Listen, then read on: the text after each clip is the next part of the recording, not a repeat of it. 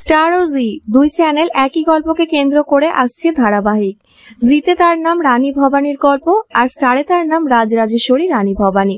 তবে শোনা যাচ্ছে সান বাংলা ও কালার্স বাংলাতেও একই গল্পের ওপর ভিত্তি করে ধারাবাহিক আসছে, যদিও এ বিষয়ে এখনো ঘোষণা হয়নি। তবে এই দুই চ্যানেলের রানী ভবানী কে হচ্ছেন? শোনা যাচ্ছে স্টার জলসায় এই দুই মেগার প্রযোজনায় দায়িত্ব রয়েছে বাংলা টকিজ, আর মুখ্য চরিত্রে অভিনয়ের জন্য প্রস্তাব গেছে অভিনেত্রী রাজনন্দিনী পালের কাছে। অভিনেত্রী নাকি মৌখিক কথাবার্তায় রাজি হয়েছেন। তবে এই মুহূর্তে রাজনন্দিনীর হাতে বেশ কিছু ছবির সিরিজ ও কাজ রয়েছে, তবে খানিকটা ভাবনা চিন্তা করছেন। যদি রাজনন্দিনীর শর্ত মেনে নেয় প্রযোজনা সংস্থা, তাকে ছাড় দেয়, তবে রানীর ভবানীর চরিত্রে তাকেই দেখা যাবে। আর সবকিছু ঠিক থাকলে এই ঐতিহাসিক চরিত্রের হাত ধরে ছোট পর্দায় অভিষেক হবে রাজনন্দিনীর।